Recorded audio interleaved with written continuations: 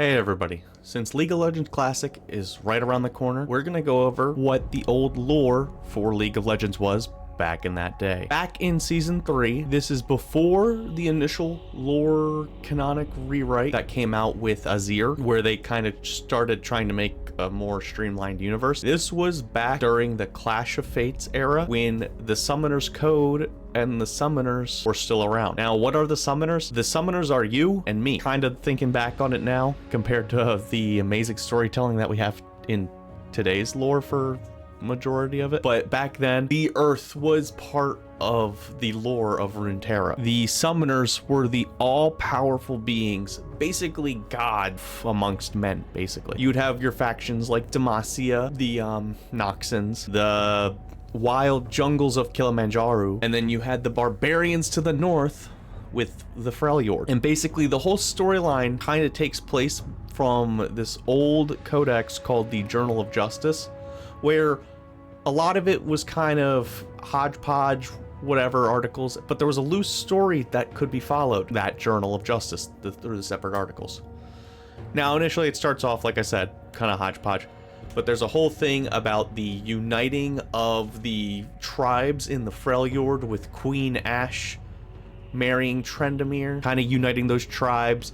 There's, I believe this was around the time that Lissandra was actually being added, when they kind of got that whole storyline going, or it kind of picked up again throughout there, where Lissandra came out and she approved of Ashe's leadership, because back then she was just the evil ice queen with the cold never bothering her anyway. 2012 was a different time. So you had that going up in the north. Oh, there was also Ionia.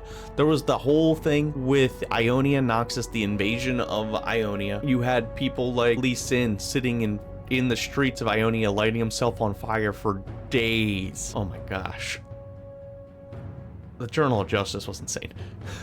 And protesting this Noxus war. And then you had the overarching politics of expansion between Demacia and Noxus. They had a whole thing about in Kilimanjaro for the Dominion map. Back then, if you remember the Dominion map, leave a like down below and a comment. Say I was there in Dominion. God, it was a great hide and go seek map. I love that map. They should bring back Riot.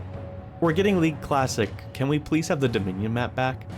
We missed the Dominion map. Anyway, they were fighting over the crystals and the Nexus gems, and there was a whole pact war where they kind of had to be nice to each other.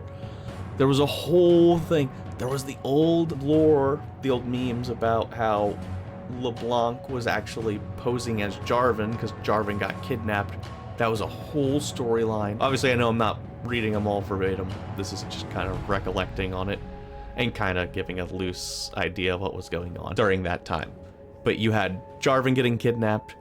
You had just these overarching, because Demacia was always the poster boy good guys, and Noxus was evil for the sake of being evil. And it was just insane. Actually, with that deception led to the overall kind of pinnacle of the storyline of the Clash of Fates. As Swain was coming to power, there were kind of talks amongst them, starting to realize that maybe these summoners are actually corrupt and they're kind of pulling strings for their own interests, which case they do gather information that kind of proves that. And the whole thing kind of builds up to Demacia and Noxus. They're teaming up together to put a stop to the summoners. I don't actually believe was fully resolved, now that I think about it, because obviously they just kind of shut down the whole thing. It was insanity. It was chaos. Some people loved it. I thought it was hilarious, but you'd have people like Kayle and Malphite, Nasus, Renekton. They didn't know how to explain them because they didn't have Shurima. They didn't know what to do with angels. So basically they were all aliens, and the summoners would rip them from the plane. That's why I'm not being super thorough with the story of the Journal of Justice, because they weren't super thorough back then.